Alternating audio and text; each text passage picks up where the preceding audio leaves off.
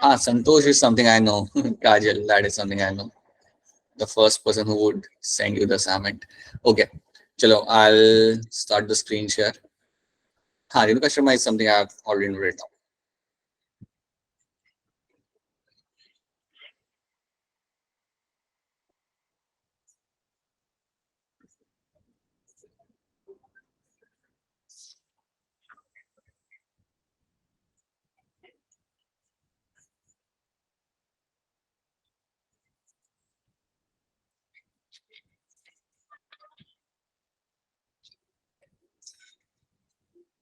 All right.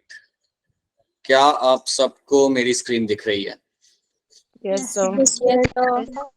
चलिए start करते हैं.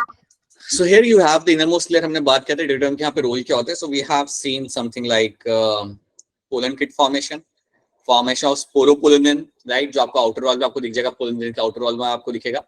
एंड नरिशमेंट ये प्रोवाइड करता है आपके पोलन ग्रेन को, और माइक्रोस्पोर को भी आप टर्म यहाँ पे यूज कर सकते हो, उनको नरिशमेंट ये प्रोवाइड करेगा. अगर आपको याद हो तो मैंने आपको ये बात बताई थी कि जब हम नरिशमेंट की यहाँ पे बात कर रहे हैं तो बेसिकली आपकी जो मिडल सेल्स हैं, राइट, उसमें से आप फूड निकाल रहे हो, टिपेटम वहां से फूड निकालेगा और उससे स्क्वीज आउट करके भेजेगा टुवर्ड्स योर माइक्रोस्पोर्स की तरफ या पोलन ग्रेन की तरफ, ताकि उन्हें वो नरिश कर सके. तो ये इनके काम होते हैं. These are the few roles जो हमें यहाँ पे दिख रहे हैं. एक और मैं यहाँ पे चीज ऐड करना चाहूंगा कि आपका tapetum also plays a role in releasing certain enzymes. ये कुछ आपके एंजाइम्स यहाँ पे रिलीज करेगा और उसके साथ कुछ आपके ये हार्मोन्स भी रिलीज करता है. अब ये हार्मोन्स और एंजाइम्स आपके रिलीज किए जाएंगे towards the microspore. So basically उनका भी वहां पे कुछ ना कुछ काम होगा. So ultimately they will help in the growth and development of my microspores. तो ये काम आपका यहाँ पे टिपेटम करता है. पोलन किट क्या होता है हम ऑलरेडी यहाँ पे डिस्कस कर चुके हैं. ठीक है, so let's see beyond that. उसके अलावा यहाँ पे मैंने कुछ चीजें लिखी थी. That tapetum are going to be multinucleated. Initially वो आपके होंगे डिप्लॉयड, बट बाद में आपको पॉलीप्लॉइडी कंडीशन देखने के लिए मिल सकती है. That means 3n 4n 5n 6n आपको कंडीशन देखने के लिए मिल सकती है. एक और चीज याद रख लेना, tapetum is known to have dense cytoplasm.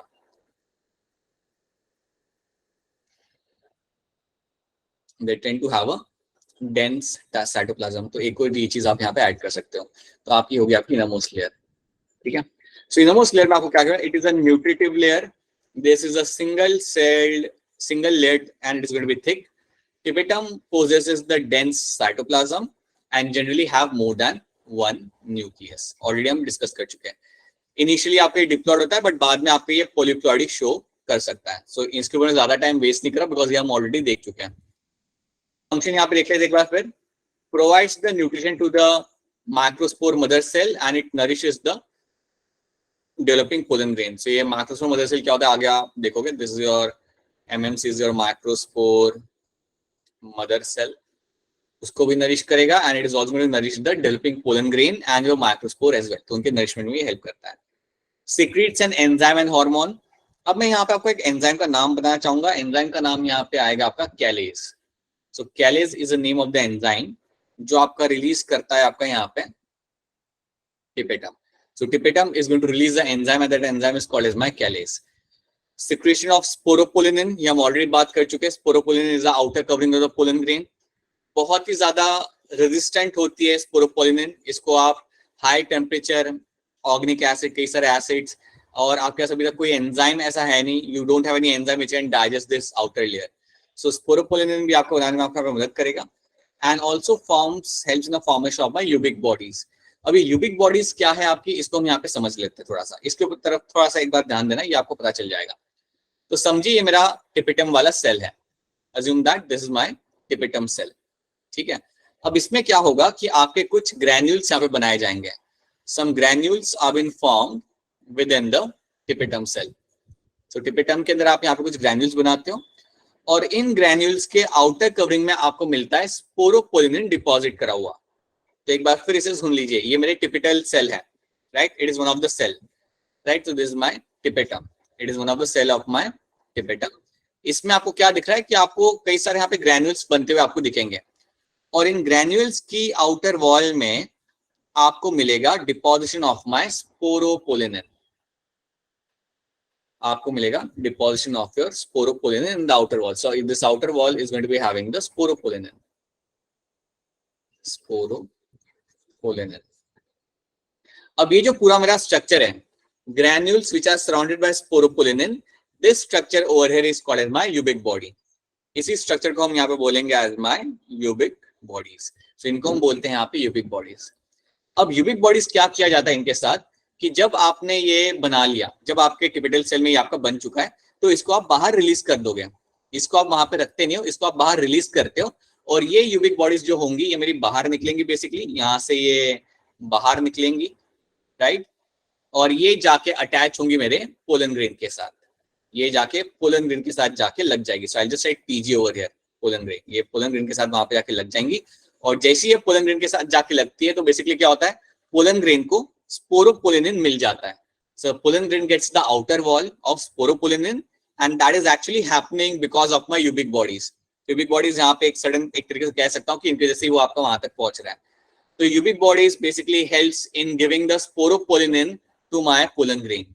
ठीक है, ये स्ट्रक्चर जो आपका होता है ये पोलन ग्रेन के साथ जाके अटैच हो जाएगा एंड यू विल फाइंड कि पोलन ग्रेन को वहां पे स्पोरोपोलिनिन का आउटर लेयर वहां पे आपको मिल जाएगा। So that's one thing. Then तो ये काफी इसका रूप से काफी लाइक को रिलेशन में है।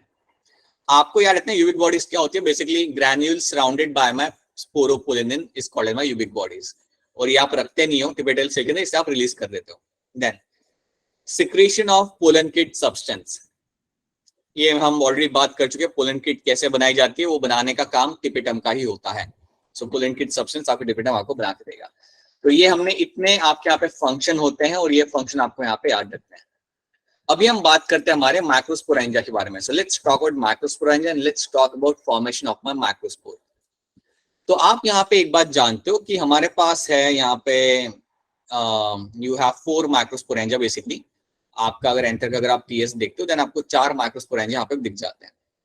अब माइक्रोस्पोरेंजिया के अंदर आपको मिलेंगे देखने के लिए अ काइंड ऑफ टिश्यू, और उस टिश्यू को मैं बोलता हूं यहाँ पे स्पोरोजिनस टिश्यू। ठीक है, हमारे पास 4 माइक्रोस्पोरेंजिया यहाँ पे, और ये जो बीच में जो आपको टिश्यू यहाँ पे दिख रहा है that tissue is always called as my sporogenous tissue. Sporogenous tissue. अब एक चीज आप यहाँ पे याद रखिएगा कि स्पोरोजिनस टिश्यू जो आपके होते हैं इसमें जितने भी आपके सेल्स होंगे वो सारे डिप्लॉयड होंगे। First thing, all the cells in the sporogenous tissue are going to be diploid. और जो सेल्स इसके अंदर होते हैं उन्हें हम बोलते हैं स्पोरोजिनस सेल, उन्हें हम बोलते हैं यहाँ पे स्पोरोजिनस सेल्स। याद रखना स्पोरोजिनस टिश्यू के अंदर जो मेरे सेल्स होंगे उन्हें हम बोलेंगे स्पोरोजिनस सेल्स, और वो भी मेरे यहाँ पे ऑब्वियसली वो मेरे यहाँ पे डिप्लॉयड होंगे। अब यहाँ पे होता क्या है, यहाँ पे जो मेरे स्पोरोजिनस सेल्स है दे कैन बिहेव लाइक, समझो आपके पास 100 सेल्स है, 100 में से लाइक 50 सेल हो सकते हैं, 40 सेल हो सकते हैं, 20 सेल हो सकते हैं। They can behave like a microspore mother cell. So sporogenous cells के अंदर ही कुछ सेल्स आपके हो सकते हैं which are going to behave like a microspore mother cell. They are going to behave like a microspore mother cell, या मैं कह सकता हूं इनमें से कुछ सेल्स को मैं नाम टैग करूंगा as a microspore mother cell. So when I say microspore mother cell, याद रखना इसको मैं शॉर्ट में लिखता हूं यहाँ पे एज अ MMC, एंड ये भी मेरे यहाँ पे रहेंगे diploid. So they are also going to be diploid in nature. तो एक चीज आप यहाँ पे याद रखना कि आपके microspore mother cell are nothing but a kind of my sporogenous cells, right. ये मेरे स्पोरोजिनस सेल्स ये बेसिकली, राइट, जो आपको मिल जाए माइक्रोस्पोरेंजिया के अंदर। ओके, अब इनको हमने ये स्पेशल नाम यहाँ पे इसलिए दिया है बिकॉज जो सेल आपके माइक्रोस्पोर बनाते हैं उनको हम कहते हैं माइक्रोस्पोर मदर सेल। तो यहाँ पे जो मेरे जो माइक्रोस्पोर मदर सेल हैं ये बेसिकली फ्यूचर में मुझे बना के देंगे मेरे microspores. So let's see what will happen now. तो याद रखना मेरे जो माइक्रोस्पोर मदर सेल यहाँ पे है ये सारे के सारे हैं यहाँ पे diploid. So all this cells are going to be diploid in nature. अब यहाँ पे क्या होता है कि जो मेरे सेल्स यहाँ पे है जो बेसिकली यहाँ पे मेरे डिप्लॉयड हैं, दे विल अंडरटेक मियोसिस। ये करेंगे अब मेरा यहाँ पे मियोसिस। अब आप मुझे बताइए अगर मेरे पास यहाँ पे एक डिप्लॉयड सेल है और अगर ये डिप्लॉयड सेल करता है मेरा यहाँ पे मियोसिस, तो कितने सेल्स मुझे यहाँ पे मिलेंगे? अब बिल्कुल से आई विल गेट 4 सेल्स। मुझे यहाँ पे 4 सेल मुझे यहाँ पे मिल जाएंगे। अब जो 4 सेल मुझे यहाँ पे मिल रहे हैं, the 4 cells which have been forming over here, these are all my haploid cells. याद रखना 2n सेल मेरा यहाँ पे था, डिप्लॉइड सेल था, अंडरगोज मियोसिस, 4 सेल आपको मिलेंगे, all 4 cells are my haploid and these 4 haploid cells are nothing but my microspores. ये है मेरे यहाँ पे माइक्रोस्पोर्स। तो मेरे माइक्रोस्पोर्स जो मुझे बनाने थे वो मेरे यहाँ पे बन चुके हैं। याद रखना माइक्रोस्पोर्स हमेशा आपके हैप्लॉइड ही रहेंगे, माइक्रोस्पोर्स आपके हमेशा हैप्लॉइड रहते हैं। तो याद रखिएगा आप ये चीज स्टार्टिंग से कि आपके जो माइक्रोस्पोरेंजिया है, ये जो आपको पूरा जो माइक्रोस्पोरेंजिया यहाँ पे आपके पास है, उसमें आपको बीच में मिलेगा देखने के लिए आपका स्पोरोजिनस टिश्यू। स्पोरोजिनस टिश्यू में आपको मिलेंगे आपके स्पोरोजिनस सेल्स। स्पोरोजिनस सेल में आपके कुछ सेल होंगे जिनको हम बोलेंगे as a microspore mother cell. So I can say some of the sporogenous cells are going to behave like a microspore mother cell. इसका मतलब ये है कि वो मेरे सेल्स जो है माइक्रोस्पोर मदर सेल जिन्हें मैं कह रहा हूँ, वो मुझे बनाएंगे, मेरे माइक्रोस्पोर बनाने में मुझे हेल्प करेंगे। सो बेसिकली जो मेरे डिप्लॉइड माइक्रोस्पोर मदर सेल है, they will undergo meiosis and will give me 4 haploid cells, और मेरे 4 हैप्लॉइड सेल जो मुझे यहाँ पे बनेंगे, you call them as a microspores. और ये जो मेरा पूरा प्रोसेस यहाँ पे हुआ, that process over here is called as my microsporogenesis. ये पूरा मेरा प्रोसेस यहाँ पे हुआ ना माइक्रोस्पोर बनाने का, इसको हम बोलते हैं यहाँ पे as a microsporogenesis. This is called as your microsporogenesis. तो ये चीज आपकी इस तरीके से बनती है। तो बेसिकली हमारे यहाँ पे 4 माइक्रोस्पोर यहाँ पे बन चुके हैं। अभी हमें इसके ऊपर और थोड़ा और काम करना है। क्या इतना पोर्शन आपको क्लियर है? Is this part clear to all of you कि मेरे माइक्रोस्पोर कैसे बन रहे हैं यहाँ पे? Is this part clear to all of you? Yes, sir. Yes, sir. ठीक है। Now let's try to some more things over here. एक चीज याद रखिएगा, जब आपके माइक्रोस्पोर यहाँ बनते हैं, राइट, जो भी आपके यहाँ पे माइक्रोस्पोर बने, पहली चीज वो सारे एक दूसरे से रहेंगे यहाँ पे अटैच। जो आपके माइक्रोस्पोर यहाँ पे बने 4, वो सारे एक दूसरे से यहाँ पे रहेंगे आपके attach. All my 4 haploid microspore are attached to each other. That's one thing you have to know. एक चीज है ये सब एक दूसरे से यहाँ पे है attach, they are all attached over here. याद रखिएगा कि जो मेरे माइक्रोस्पोर्स यहाँ पे है, जो मेरे हैप्लॉइड माइक्रोस्पोर्स यहाँ पे है, इनको ही हम फ्यूचर में बोलेंगे पोलन ग्रेन। इनको ही हम फ्यूचर में बोलते हैं as a, they basically turn into a pollen grain. इनको ही आप फ्यूचर में टर्म दोगे and they are the only thing which will turn into a pollen grain. Sir हम इन्हें अभी नहीं बोल सकते पोलन ग्रेन। नहीं, they will undergo some kind of changes right now, right, and then you can call them as a pollen grain, right? So basically कह सकता हूँ इनमें थोड़ा सा मेटामॉर्फोसिस होगा है इसके अंदर। बल्कि अगर मैं देखा जाए तो मैंने real sense of pollen grain तब बोलने लगता हूँ जब मुझे इनके ऊपर वो लेयर लगने लगता है, आउटर वॉल बन जाती है सही से, इनर वॉल सही से बन जाती है, then I start calling them as a pollen grain, right. But कई बार अगर आपको ऐसा आता है question that like, so that's why what we do ना, इसमें हम इनको लाइक कई बार माइक्रोस्पोर्स को like even you can directly call them as a pollen grain, right. But याद रखना तुम कि ये बनते हैं, they undergo some changes, right, they undergo some changes and then you term them as a pollen grain, right. Initially you call them microspore, but उनके अंदर आपके कुछ चेंजेस होते हैं, like basically formation of hard wall, and then you will find कि उनको एक term देते हैं हम यहाँ पे पोलन ग्रेन, राइट। बट इतना याद रखना है यहाँ पे कि ये मेरे अभी भी अटैच रहेंगे एक दूसरे के साथ। सो योर माइक्रोस्पोर जिनको हम अभी बोलेंगे pollen grain, like which turn into a pollen grain after some changes, they are still attached to each other। ये अभी भी एक दूसरे से यहाँ पे अटैच है। और क्योंकि मेरे ये 4 सेल एक दूसरे से यहाँ पे अटैच है, तो इसलिए मैं उन्हें यहाँ पे बोलूंगा एज अ टेट्राड। इसलिए मैं उन्हें बोलूंगा यहाँ पे as a tetrad pollen grain. Sir ये सेपरेट कैलोरीज की प्रेजेंस में होंगे ना? हाँ, अभी बात करते हैं उसके बारे में, उसके बारे में बात करते हैं अटैच किस लिए है, राइट। तो याद रखना this are my tetrad pollen grain, और उसकी फोटो आपको यहाँ पे दिख जाएगी। ये पिक्चर जो आपके सामने, this is example of tetrad pollen grain. तो ये एक दूसरे से यहाँ पे अटैच है, this are my tetrad pollen grain, okay.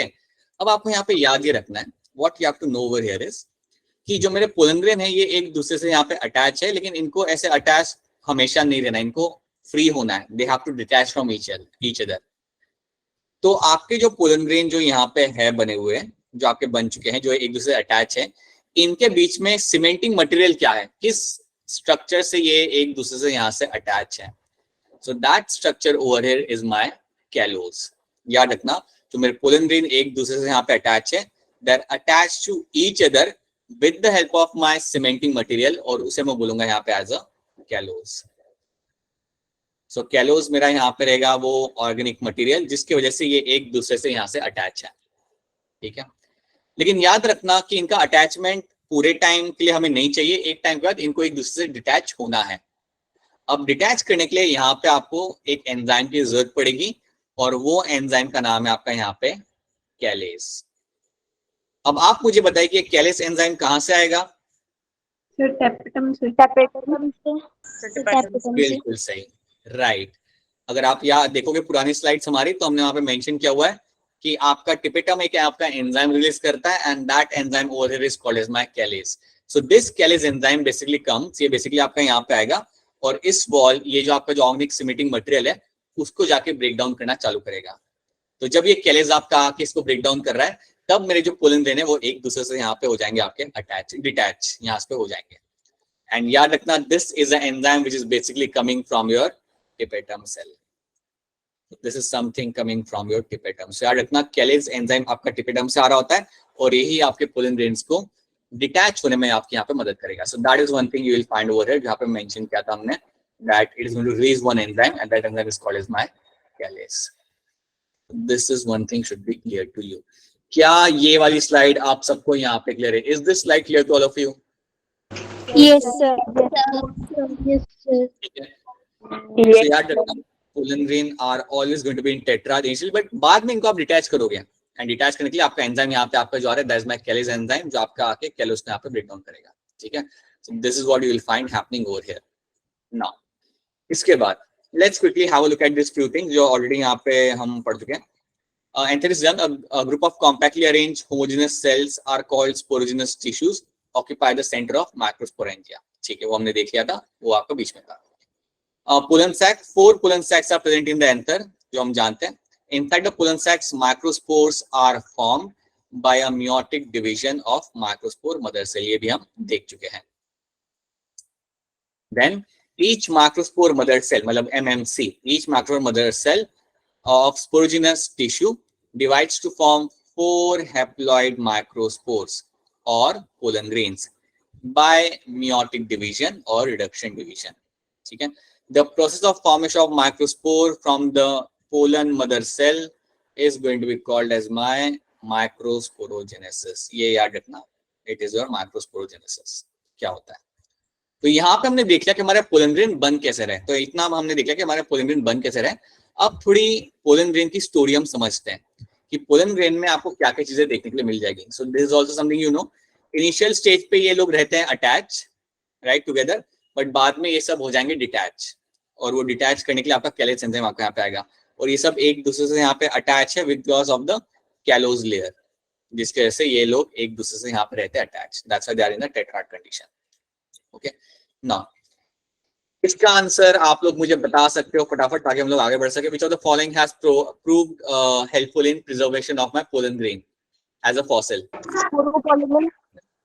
हाँ जी, right. It is my option D.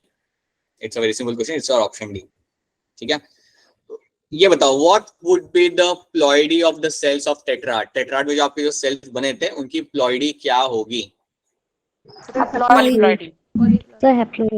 बिल्कुल सही, they are all right, बिल्कुल सही, they are all going to be haploid in nature. So yes, option 1 is going to be right answer.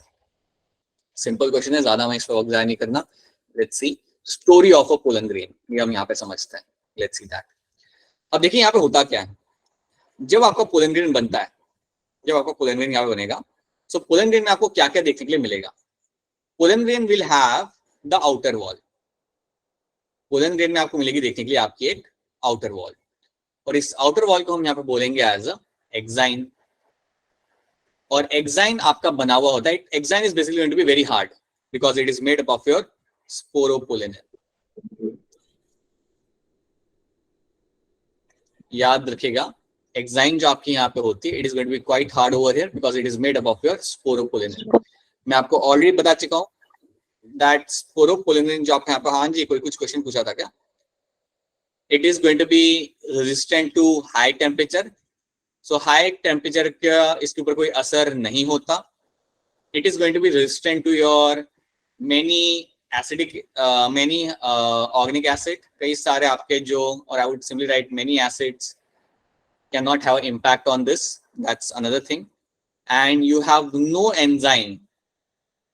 no enzyme which can damage my sporopollenin. कोई अभी तक enzyme आपको मिला नहीं है जो स्पोरोपोलिनिन को डैमेज कर सकता है।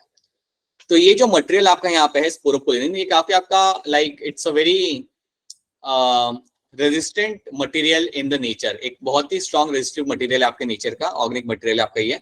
इट इज अ बायोमोलिक्यूल जो काफी स्ट्रॉन्ग है, ठीक है। और इसके वजह से ही आप पोलन ग्रेन को प्रिजर्व कर पाते हो as a fossil. Because of the sporopollenin your pollen grain can be preserved as a, they can be preserved as fossil, याद रखना। देन इसके बाद ये बात होगी मेरे आउटर वॉल की।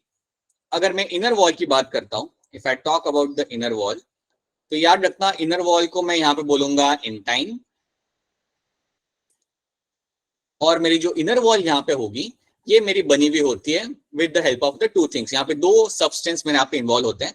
एक मेरा यहाँ पे इन्वॉल्व होगा मेरा pectin, and other will be my cellulose. तो याद रखिएगा मेरी जो इनर वॉल यहाँ पे होगी वो दो चीजों से बनी हुई होगी। एक आपका यहाँ पे होगा पेक्टिन, दूसरा आपका यहाँ पे होगा सेल्यूलोज। सो याद रखना that is what my inner wall is made up of. So you will have a inner wall जो कंपैरेटिवली आपकी इतनी हार्ड नहीं होगी, ऑब्वियसली इतनी हार्ड नहीं होगी जितना स्पोरोपोलिनिन यहाँ पे आपका होता है, right. If anyone has a question then directly unmute and ask your questions. अगर आपका कोई क्वेश्चन देन आप अनम्यूट करके आप पूछ सकते हो, ठीक है। और जो आपकी आउटर वॉल है सर इन टाइम से भी पोलन ट्यूब बनेगी? हाँ जी बेटा बोलिए। सर इन टाइम से ही पोलन ट्यूब बनेगी? नहीं वो बताता हूँ मैं, हाँ राइट ट्रू, वो हम आगे देखेंगे पोलन ट्यूब किस में से बन रही है, लेकिन यस ट्रू वहां से आपका बनेगा। एंड वील सी दैट जब हम पोलन ट्यूब बनाएंगे तब हम बताएंगे कि कहाँ से बन रहा है, ठीक है। But that's true, yes. अभी हमें देखना है कि आपके एक तो इनर लेयर आपकी होगी, then you have the outer layer of my sporopollenin. अब जो आउटर लेयर आपकी रहेगी स्पोरोपोलिनिन की, वो पूरे पोलन ग्रेन को कवर नहीं करती। एक एपरेचर यहाँ पे होगा जो आपको वहां पे, जहां पे आपको स्पोरोपोलिनिन प्रेजेंट नहीं मिलेगी, याद रखना। So will have a pollen grain जहां पे आपका पूरा आउटर कवरिंग पोलन ग्रेन का है स्पोरोपोलिनिन से कवर्ड, बट एक एरिया आपका वहां पे फ्री रहेगा, and that aperture over here is called as my germ pore. ये जो एपरेचर यहाँ पे आपको दिखेगा जहां पे स्पोरोपोलिनिन की लेयर आपको नहीं मिल रही, that area over here is called as my germ pore. इसको बोलेंगे हम यहाँ पे एज अ जर्म पोर। अब जर्म पोर आपका वो वाला एरिया है जहां से आपकी पोलन ट्यूब बाहर निकलती है, जहां से आपकी पोलन ट्यूब बाहर निकलेगी। देखो अगर हम पूरा ही उसे कवर कर देते ना स्पोरोपोलिनिन के साथ, तो पोलन ट्यूब भी बाहर नहीं निकल पाती। और आप ये बात जानते हो कि पोलन ग्रेन के अंदर पोलन ट्यूब बनना बड़ा ही एसेंशियल पार्ट होता है। So this is a area, this germ pour is a area जहां से बेसिकली मेरा पोलन ट्यूब बाहर निकलता है। और जैसे कि एक बच्चे ने मेंशन किया, पोलन ट्यूब बिल्कुल आपका इंटाइन में से बनेगा। वो कैसे बनेगा वो हम बाद में देखेंगे यहाँ पे जब हमें जर्मिनेशन कराना होगा पोलन ग्रेन का। बट इतना याद रखना कि जो पोलन ट्यूब बाहर निकलता है that will be coming out from the germ pore, that is something which will always come out from the germ pore. तो जर्म पोर में आपको स्पोरोपोलिनिन देखने के लिए आपको नहीं मिलता। So that is something which should be clear to you, यहाँ पे आपको नहीं मिलेगा। और एल्स अगर हुआ तो भी बहुत थिन होगा ताकि वो ब्रेक हो सके, right. Majority of plants won't have that, but अगर होता है it will be very thin, ठीक है। तो क्या इतनी चीजें आपको यहाँ पे समझ रहे हैं? Are this thing clear to all of you? यहाँ तक समझ आ रहा है आपको? यस ठीक है, alright. So I will just add few more things in this. Like for example अगर मैं पोलन ग्रेन की बात करता हूँ तो याद रखना इसका जो साइज रहता है वो रहता है around 25 to 50 micrometre is going to be the shape, is going to be the diameter of the pollen grain generally. और पोलन ग्रेन आपके यूजुअली आपको मिलेंगे spherical in shape, so they will be spherical in shape and they will have a very small size over there, right? कई बार क्या होता है अगर आप एक पोलन ग्रेन को ऑब्जर्व करते हो तो उसके ऊपर कई सारे ऐसे लाइक स्पाइनी स्ट्रक्चर्स बने हुए आपको मिल जाते हैं। अब इनका भी काम यही होता है कि ये बेसिकली हेल्प करते हैं पोलन ग्रेन को कि वो किसी बर्ड के ऊपर या किसी एनिमल के ऊपर वो अटैच हो जाए। पता नहीं आपने कभी नोटिस किया होगा नहीं किया होगा कि कई बार क्या होता है अगर आप घास में चल रहे होते हो ना तो कई सारे पोलन ग्रेन आपकी जीन्स पे लग जाते हैं, या कई सारे आपके ऐसे डॉट डॉट स्ट्रक्चर्स होते हैं जो आपकी जीन्स के ऊपर या आपके पैंट के ऊपर आपके लग जाते हैं। तो वो बेसिकली पोलन ग्रेन ही होते हैं और उनके ऊपर कुछ स्पाइनी स्ट्रक्चर्स होते हैं जिनके थ्रू वो एनिमल बॉडी पे अटैच हो जाए और वो अपने आप को पॉलिनेट कर पाए दूसरे फ्लावर तक। So that is something you can find. So कई बार पोलन ग्रेन के ऊपर कई सारे शेप्स आपको मिलेंगे देखने के लिए अगर आप कोई पोलन ग्रेन ऑब्जर्व करते हो माइक्रोस्कोप नीचे। So that is something you can get to see over there, ठीक है। So let's C in this, यहाँ पे क्या लिखा हुआ है। Now they have mentioned all those things. Size यहाँ पे mention किया हुआ है, ये इसके ऊपर मैं ज्यादा टाइम स्पेंड नहीं करा because this is something we have already discussed, right? Prominent two layer आपको मिलते हैं यहाँ पे. You have a outer layer which is going to be enzyme which is thick, rigid and ornamented. Ornamented मतलब वो मैंने नहीं आपको spines बताया था उसके ऊपर होते हैं, so that can be called as ornamented. This layer is mainly formed by sporopollenin. इसके बारे में मेंशन क्या हुआ है? Sporopollenin is a most resistant organic material known. It is non-biodegradable. It can withstand high temperature, strong acids, and no enzyme can degrade the sporopollenin so far. तो ये आपको याद रखना है. And that is why it can be preserved as a fossil की तरह इसको preserve किया जाता है because of the sporopollenin. ठीक है? And then they have discussed the inner wall. Inner wall is going to be thin, continuous, soft होती है, elastic होती है, right? It is called as your intine, made up of pectin and cellulose. ठीक है? After few places, enzyme is usually absent or present in a form of a thin layer. कई जगह पे आपका enzyme या फिर absent होगा या फिर वो आपका thin layer में होगा क्योंकि उस एरिया को हम बोलते हो या because उस टेम्परेचर को हम यहाँ पे बोलते हैं as a germ pore. That temperature over there will be called as my germ pore. ये भी हम यहाँ पे डिस्कस कर चुके हैं. So these are the few things I have understood. तो pollen grain का स्ट्रक्चर क्या होता है हम यहाँ पे देख चुके हैं. Now let's try to see what is happening inside the pollen grain. इतना हमने यहाँ पे देख लिया. अब हम देखते हैं कि pollen grain के अंदर क्या होता है. ये बात याद रखिएगा कि pollen grain आपका मेल गैमेट्स को कैरी करता है. So let's see pollen grain के अंदर आपको क्या देखने के लिए मिलेगा. So let's try to understand that. Okay, what is inside the pollen grain? Let's try to see that. Okay. Now यहाँ पे हम समझते हैं इस चीज को सिंपल तरीके से. सो अज्यूम करते हैं हमारे पास है यहाँ पे एक पोलन ग्रेन और इसके अंदर है आपका यहाँ पे उसका nucleus. So you have a pollen grain and with in the pollen you have the nucleus. अब मुझे बताइए ये जो आपका पोलन ग्रेन है ये हैप्लॉइड होगा या डिप्लॉइड होगा? हैप्लॉइड. राइट. हैप्लॉइड. ये इज हैप्लॉइड. मेरा जो यहाँ पे पोलन ग्रेन है वो मेरा यहाँ पे haploid. So let me just tell you this is my pollen grain and this is going to be haploid. अब देखिए यहाँ पे होता क्या है. आपके पोलन ग्रेन के पास न्यूक्लियस है. So the very first event जो आपका यहाँ पे होगा, जो सबसे पहले इवेंट आपका जो यहाँ पे होता है, that is going to be your nuclear division. Nuclear division will be seen. तो सबसे पहला इवेंट जो आपका होता है पोलन ग्रेन के अंदर, याद रखना, that is going to be nuclear division. और जो न्यूक्लियर डिवीजन यहाँ पे आपका हो रहा है, that is going to be unequal division. ये आपका होगा यहाँ पे unequal division. So nuclear division जो आपका यहाँ पे होगा, that is going to be unequal division. तो अगर मेरा न्यूक्लियस यहाँ पे डिवाइड कर रहा है और अगर ये हो रहा है मेरा अनइक्वली डिवाइड कर रहा है, तो इसका आउटकम क्या होगा? आउटकम यहाँ पे ये होगा दैट आपका जो न्यूक्लियस होगा वो आपके दो अलग अलग शेप के आपको मिलेंगे. आपको दो न्यूक्लियस मिलेंगे अब यहाँ पे आपके पोलन ग्रेन के अंदर, but both of them will have a different shape और will have a different size. So let's see what will happen over here. तो समझो ये मेरा पोलन ग्रेन है यहाँ पे और कुछ देर के बाद जब इसे न्यूक्लियर डिवीजन हो जाता है देन आपको दो चीजें दिखती है. एक आपको दिखेगा बड़ा सा न्यूक्लियस, एक आपको बड़ा सा न्यूक्लियस यहाँ पे मिलेगा और दूसरा न्यूक्लियस होगा आपके यहाँ पे छोटा सा. Right. So now because of the unequal division, what you get to see, you have a larger nucleus and you have a smaller nucleus. So larger nucleus is called as my. So the larger nucleus will be called as your vegetative nucleus. इसको हम बोलेंगे यहाँ पे as a vegetative nucleus. याद रखना, that is your larger nucleus. So that's one thing. और अगर हम इसको नाम दे रहे तो याद रखना जो मेरा smaller nucleus यहाँ पे होगा, जो मेरा छोटा nucleus यहाँ पे बना, the smaller nucleus will be called as your generative nucleus. Very true. This will be called as a generative nucleus. तो ये आपका पहला इवेंट यहाँ पे होता है. That is the first event I will find happening कि आपका generative and vegetative nucleus आपके यहाँ पे बन जाएगा. ठीक है. अब so that's the first event I will find happening over here. Second चीज यहाँ पे क्या होती है that I will find second event जो मेरा यहाँ पे होगा वो भी हमारे लिए ये जानना जरूरी है. अब जो second event यहाँ पे होगा वो ये होगा that cytoplasm surrounds around this nuclei. ये जो न्यूक्लियस मेरे यहाँ पे है इनके आसपास साइटोप्लाज्म सराउंड करना चालू करेगा. So cytoplasm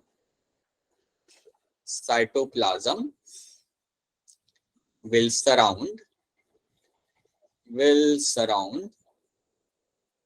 these nuclei. मतलब दोनों न्यूक्लियस के पास में अब आपका साइटोप्लाज्म इकट्ठा होना चालू करेगा. राइट। तो इसके पास भी साइटोप्लाज्म इकट्ठा करना होना चालू करेगा और इसके पास भी साइटोप्लाज्म इकट्ठा होना यहाँ पे चालू करेगा। So that is one thing you have to know कि अब साइटोप्लाज्म दोनों के आसपास इकट्ठा होना यहाँ पे चालू होगा। तो पहले आपने न्यूक्लियर डिवीजन यहाँ पे कर लिया, राइट। आपको दो यहाँ पे न्यूक्लियस मिल गए, वेजिटेटिव एंड जनरेटिव आपको यहाँ पे मिल चुके हैं और उनके आसपास यहाँ पे अब साइटोप्लाज्म इकट्ठा होना यहाँ पे चालू होगा। क्या इतना पोर्शन आपको यहाँ पे समझ आ रहा है? Is this part clear to all of you? Yes. Yes, sir. Yes, sir. अगर ये पार्ट आपको रिपीट करवाना है तो बता दो, मैं रिपीट कर दूंगा। If you want to repeat this thing again then let me know. No, sir. Clear. Clear है? ठीक है। तो आपके यहाँ पे because see step by step detail में इनसाइड में मेंशन नहीं किया हुआ, that's why I am just telling you couple of steps जो आपको यहाँ पे ऐड करने पड़ेंगे, ठीक है? इसलिए यहाँ पे ध्यान देना। So now you have a nuclear division and then you have find कि साइटोप्लाज्म यहाँ पे आपका इकट्ठा होगा न्यूक्लियस के आसपास। अब जो थर्ड इवेंट आपका यहाँ पे हो रहा है दैट इज योर साइटोकाइनेसिस। अब आपका साइटोप्लाज्म यहाँ पे होता है divide. So now you will find the third thing will be happening over here is my cytokinesis. अब साइटोकाइनेसिस यहाँ पे होगा और जब यहाँ पे साइटोकाइनेसिस आपका यहाँ पे हो रहा है, so this will be my unequal cytokinesis. This is also going to be my unequal division. Cytokinesis basically मतलब यहाँ पे होता है कि मेरा यहाँ पे अब साइटोप्लाज्म डिवाइड होगा और जब मेरा साइटोप्लाज्म यहाँ पे डिवाइड होता है तो अल्टीमेटली मेरे को यहाँ पे दो सेल मिलेंगे और याद रखना ये भी आपका अनइक्वल डिवीजन ही है। And after this unequal division what you get, आपको यहाँ पे मिलते हैं दो cell. You get to see two cells are been formed. याद रखना आपको दो सेल यहाँ पे मिलेंगे। You will get to see two cells are been formed. तो ये सब मेरा हो रहा है पोलन ग्रेन के अंदर और पोलन ग्रेन में अब मुझे यहाँ पे दो सेल दिखेंगे। कौन से दो सेल होंगे? एक मेरा यहाँ पे होगा vegetative cell, one will be my vegetative cell and other will be my generative cell. ये मेरे दो सेल अब मुझे दिखने लगते हैं मेरे पोलन ग्रेन के अंदर। I get to see this two cells are been formed. Vegetative cell जो हमारा यहाँ पे होगा वो बहुत लार्ज होगा compare to my generative cell. तो अगर मैं इसकी एक फटाफट आपको पिक्चर बना के दिखाऊं, right, for a better understanding. So if you have this pollen grain, so you will find a small area will be occupied by my generative cell. तो ये वाले एक स्मॉल एरिया के अंदर मुझे मिलेगा देखने के लिए मेरा जनरेटिव सेल और बाकी सारा एरिया मेरा कवर किया होगा मेरे वेजिटेटिव सेल ने।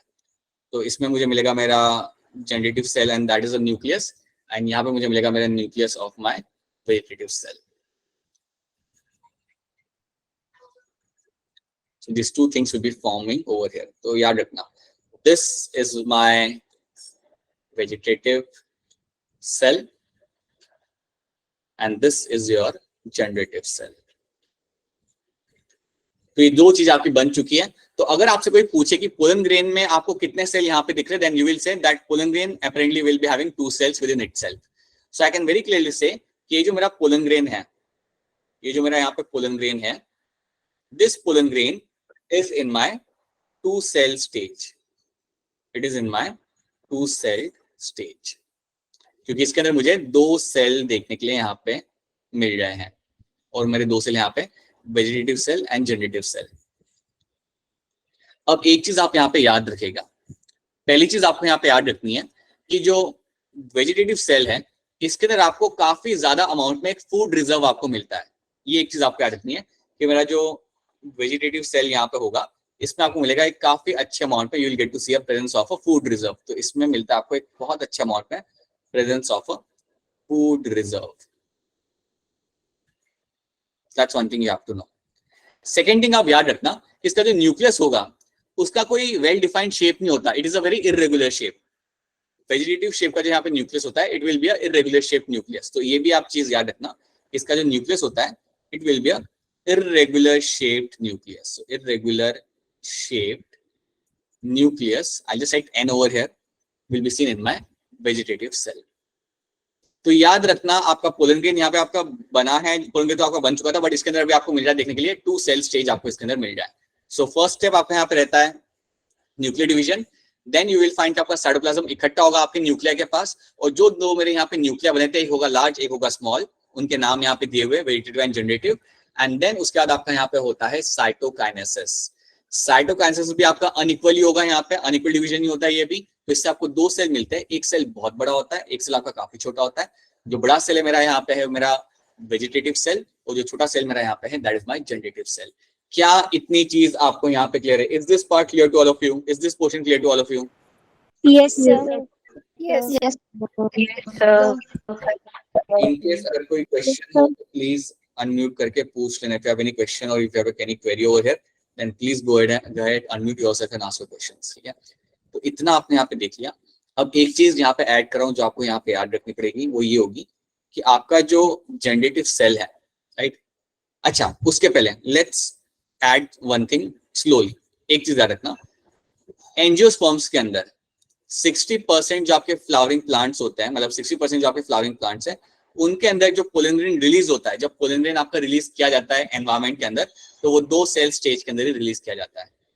तो ऐसे पोलन ग्रेन आपको मिलेंगे देखने के लिए in around 60% of the angiosperms. So 60% of the angiosperms will have the pollen grain जो आपके रिलीज किए जाते हैं in the 2 cell stage, जो आपके रिलीज किए जाएंगे in your 2 cell stage. तो ये चीज याद रखना, 60% of the pollen grain have been released in my 2 cell stage. ये आपने भूलना नहीं है. हमें समझना है कि बाकी के 40% में क्या होता है. So that is something we have to understand. देखो यहाँ पे हमने pollen grain बना लिया, लेकिन अभी तक हमने इसके अंदर मेल गैमेट नहीं बनाया है, तो वो भी हमारा बनाना बाकी है. So let's see. अब मेल गैमेट बनाने के पहले मैं आपको एक चीज यहाँ पे बताना चाहूंगा कि होता क्या है ना, कि आपका जो पोलन ग्रेन है यहाँ पे, राइट, आफ्टर सम टाइम, तो हमने यहाँ पे कुछ इवेंट्स हमने यहाँ पे लिखे. पहला हमने लिखा हमारा न्यूक्लियर डिवीजन, साइटोप्लाज्म इकट्ठा हो रहा है. Second thing, third thing cytokinesis, और चौथी चीज मैं यहाँ पे लिखूंगा that my generative cell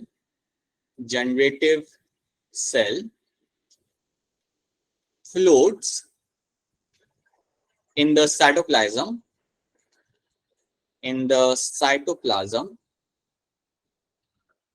of vegetative cell.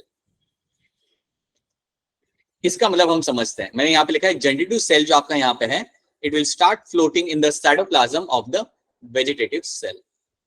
इसका मतलब यहाँ पे ये होता है कि जो मेरा जनरेटिव सेल था वो मेरा वॉल से हो जाएगा डिटैच. तो ये मेरा जनरेटिव सेल जो मेरा यहाँ पे था, ये मेरा वॉल से हो गया यहाँ पे डिटैच. जो सेल वॉल से अटैच था वो यहाँ पे डिटैच हो गया, राइट.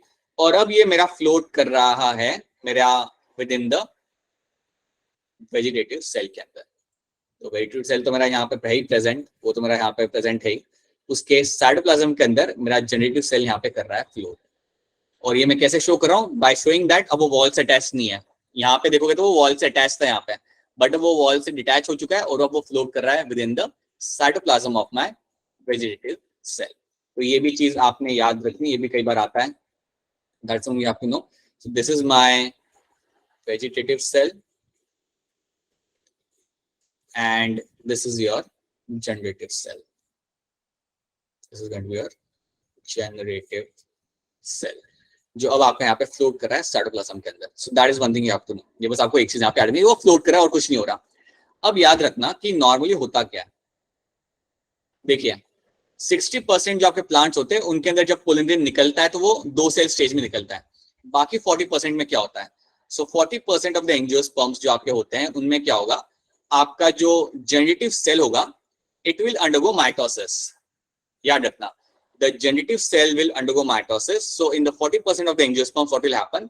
The generative cell, आपका जो generative cell है, it will undergo mitosis. और जब ये mitosis करेगा तो आपको यहाँ पे क्या मिलेगा? You will get to have 2 male gametes. आपको यहाँ पे 2 male gametes बनते हुए आपको यहाँ पे मिल जाएंगे.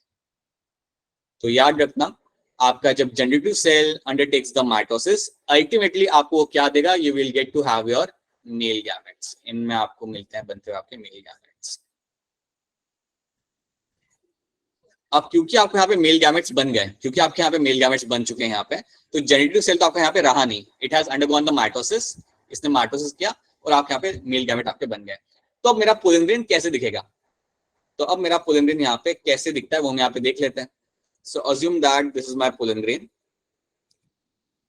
मेरा वेजिटेटिव सेल तो उसका तो न्यूक्लियस यहाँ पे है ही, और मैं वेजिटेटिव सेल तो वहाँ पे प्रेजेंट हो गई, बट उसके साथ साथ अब मुझे यहाँ पे मिल रहा है देखने के लिए 2 male gametes. 2 male gametes can be seen over here. So 2 male gametes मुझे यहाँ पे देखने के लिए मिलते हैं. और ऐसे पोलन ग्रेन को हम बोलते हैं as a 3 celled pollen grain और 3 सेल्ड स्टेज पोलन ग्रेन। तो बाकी के जो 40% एंजियोस्पर्म्स होते हैं उनके अंदर जब पोलन ग्रेन रिलीज होता है, उनके अंदर जब पोलन ग्रेन यहाँ पे रिलीज होगा, so that will be in a 3 cell stage. So that is your 3 cell stage pollen grain. तो मैं 3 cell stage कब बोलता हूँ? जब मेरे 2 मेल गैमेट यहाँ पे बन जाते हैं और मेरा एक सेल है वो मेरा है वेजिटेटिव सेल, तो इस कंडीशन को हम बोलते हैं यहाँ पे 3 cell stage pollen grain। और ये मुझे मिलेगा देखने के लिए in the 40% of the angiosperms. बाकी 60% 2 सेल स्टेज पे रिलीज कर देते हैं, लेकिन बाकी 40% एंजियोस्पर्म अगर आप देखते हो उनके पोलन ग्रेन को, then they will release the pollen grain in a 3 cell stage। क्या ये वाला पार्ट आपको यहाँ पे समझ आ रहा है? Is this part clear to all of you? Yes, sir. Yes, sir. Yes, sir. In case अगर समझ नहीं आ रहा हो तो प्लीज इंटरप्ट करके पूछ लेना या बता देना कि रिपीट करना है, so I will be doing that। ठीक है, so that is what I'll get to see in the 3 cell stage। That is something I'll find in the 40% of the angiosperms। मिलेगा आपको 3 cell stage। अब question यहाँ पे एक आता है कि तो उन पोलन ग्रेन्स में 3 सेल स्टेज नहीं आएगा क्या? ये जो मेरी वाले स्टेज, ये जो है मेरे यहाँ पे 60% एंजियोस्पर्म जो होते हैं, क्या उनमें मेरा 3 सेल स्टेज नहीं आता क्या? द आंसर इज आता है, लेकिन ये कब आएगा? जब ये पोलन ग्रेन जाके बैठेगा स्टिग्मा के ऊपर, याद रखना। तो जैसे मेरा पोलन ग्रेन इस कंडीशन में इन प्लांट्स के अंदर, जैसे मेरा पोलन ग्रेन जाके स्टिग्मा के ऊपर जाके बैठेगा, at that point of time I will find कि मेरा जनरेटिव सेल जो यहाँ पे होता है, it will undertake the mitosis, it will undertake the mitosis और फिर वो मेल गैमेट बनाता है। तो ये जो मेरे 60% जो मेरे एंजियोस्पर्म्स है, इनके अंदर मेल गैमेट्स बनेंगे, बट ये तब बनते हैं जब मेरा पोलन ग्रेन जाके बैठेगा मेरे स्टिग्मा के ऊपर। जब मेरा पोलन ग्रेन स्टिग्मा पे जाके बैठेगा, उसके बाद मेरा यहाँ पे मेल गैमेट फॉर्मेशन चालू होता है, और रादर उसके बाद मेरा जनरेटिव सेल यहाँ पे करेगा माइटोसिस और फिर आपके मेल गैमेट बनेंगे। ठीक है, तो यहाँ पे भी आपको मेल गैमेट बनाने तो है ही आपको, लेकिन that will be forming later. But बाकी प्लांट्स के अंदर 40% प्लांट्स के अंदर आपको पहले ही बन जाते हैं, एंड देन फिर आप पोलन ग्रेन को बाहर रिलीज करते हो। So this is something you have to know. This is the inside story of my pollen grain. ये आपकी एक इनसाइड स्टोरी पोलन ग्रेन की जो आपको यहाँ पे याद रखनी है। So this should be very clear to you. इसके और बेस वो लोग कितना भी घुमा के आपको क्वेश्चन पूछे, आपको वो आंसर करना आना चाहिए। So this should be clear to all of you. So I hope this 3 slides are clear to all of you और ये आपको समझ आ रही है। ठीक है, these are the few things you have to remember. Now let's see, यहाँ पे ये स्टेटमेंट्स यहाँ पे कुछ लिखी हुई है, इनको हम फटाफट यहाँ पे देख लेते हैं। अगर कुछ नया है तो उसमें देख लेते हैं। Pollen grain is mature, it contain 2 cells. जब वो मैच्योर होता है उसमें 2 सेल आपको मिलते हैं, वेजिटेटिव एंड जनरेटिव। जैसे कि यहाँ पे मेंशन किया हुआ है, vegetative cell is little bit bigger, बड़ा होगा ये। It will have abundant amount of food reserve, काफी ज्यादा इसके अंदर होता है, और इसका जो न्यूक्लियस होता है is going to be irregular shape. ये मैं आपको ऑलरेडी मेंशन कर चुका हूँ। ठीक है, generative cell is small and floats in the cytoplasm of the vegetative cell, right? ये उसके cytoplasm में आपका ये float करेगा। ठीक है, और इसका जो न्यूक्लियस होगा it is going to be spindle shaped आपका ये होगा, and it will have a dense cytoplasm and a nucleus. So that is something I'll find in the generative cell. It will be spindle shaped, dense cytoplasm and going to have a nucleus. Now 60% of angiosperms के अंदर क्या मिलेगा आपको? pollen grain are shed at 2 cell stage, right? In the remaining species, the generative cell divides mitotically to give rise to 2 male gametes before pollen grains are shed. That is in the 3 cell stage. तो बाकी के जो मेरे 40% मेरे angiosperms होते हैं, उनमें आपका पहले ही मेल गैमेट बन जाता है। इसमें कब बनेगा? जब आपका पोलन ग्रेन जाके बैठेगा स्टिग्मा के ऊपर। जब वो स्टिग्मा पे जाके बैठता है तभी वो बनाता है आपके पोलन ग्रेन, और एल्स वो वहां पे नहीं बनाएगा। So that is one thing you have to know. So ये 2 डिफरेंसेस आपको यहाँ पे याद रखना है। These are the few things you have to know. These are the things you should be very much clear to. अब हम यहाँ पे कुछ फैक्ट्स देखते हैं about the pollen grain. Let's try to talk about some of the facts of pollen grain. But उसके पहले मैं कुछ क्वेश्चन पूछूंगा, उसके आप आंसर करो मुझे। अब आप लोग मुझे बताइए कि पोलन ग्रेन के अंदर जो मेरा पहला न्यूक्लियर डिवीजन होता है, वो होने के बाद मुझे कौन से 2 न्यूक्लियस मुझे यहाँ पे मिलेंगे? Which 2 nucleus I'll get after the first nuclear division?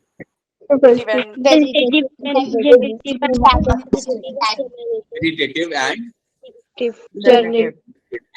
all right, ठीक है। क्या मेरा ये न्यूक्लियर डिवीजन इक्वल डिवीजन होगा या अनइक्वल डिवीजन होगा?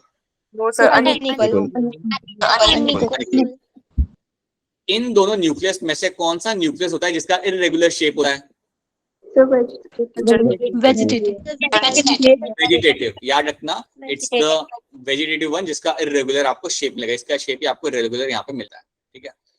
ऑलराइट, नाउ टेल मी, आपका जो पोलन ग्रेन होता है उसके आसपास आपको स्पोरोपोलन ग्रेन की कवरिंग मिलती है, लेकिन आपका एक एपरेचर होता है जहां पर आपको कवरिंग नहीं मिलती। उस एपरेचर को हम क्या बोलते हैं? Right, that is called as my germ pore. ठीक है, मुझे बताइए जो आपकी इंटाइन की जो यहाँ लेयर होती है, इंटाइन की लेयर किससे बनी हुई होती है?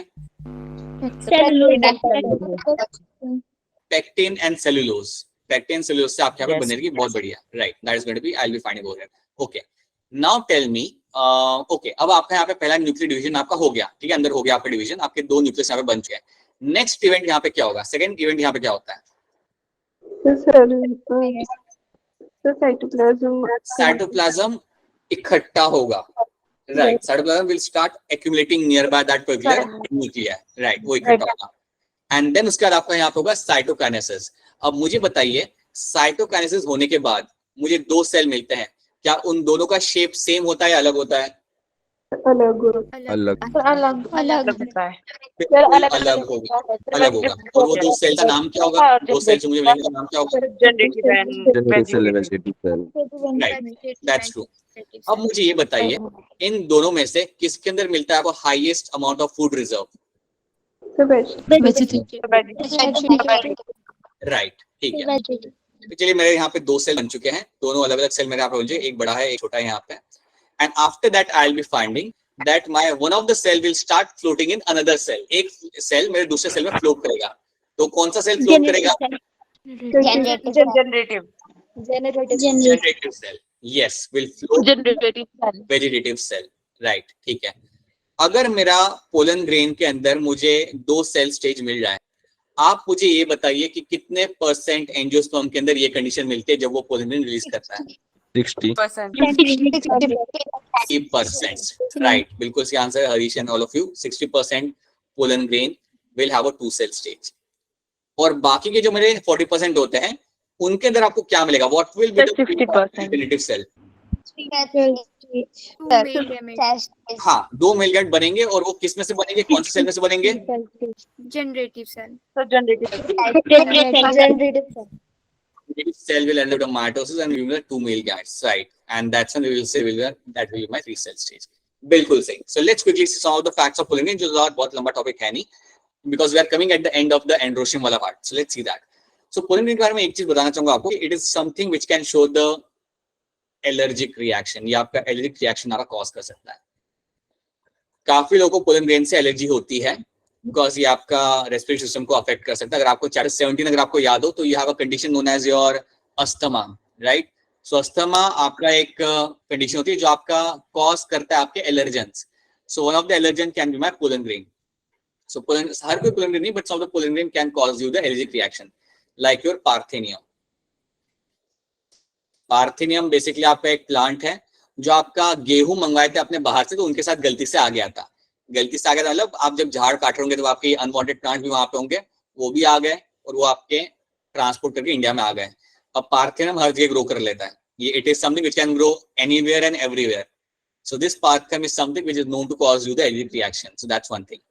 देन पोलन ग्रेन को हम इवन यूज कर सकते हैं as a, they are a very good source of protein, right. उनके अंदर आपको एक अच्छा सा प्रोटीन मिल जाता है, they are a very good source of protein. तो इनको हम इवन यूज कर सकते हैं एज अ सप्लीमेंट। इनको हम इवन यूज कर सकते हैं एज अ सप्लीमेंट, और इनको काफी लोग कंज्यूम करते हैं। नॉर्मली आपके एथलीट्स कंज्यूम कर सकते हैं। कोई इंडियन एथलीट का नाम बता सकते हो तुम लोग? Athletes, Neeraj Chopra. Neeraj Chopra, right. And you can also find this has been something consumed by the horses as well, right? I don't know, I think Himachal mein you do have like I think matlab I have seen that in Himachal schools के अंदर, काफी schools के अंदर boxing as a sport सिखाया जाता है काफी अच्छे से, right? That's a very cool thing actually. Contact sport काफी कम जगह पे देखने को मिलता है जो सिखाया जाता है seriousness के साथ, but you get to see in Himachal. I was more than happy to see that.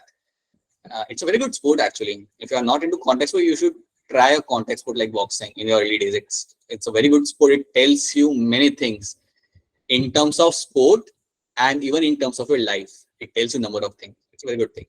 So yeah, athletes use करते हैं पोलन ग्रेन को as a source of supplement.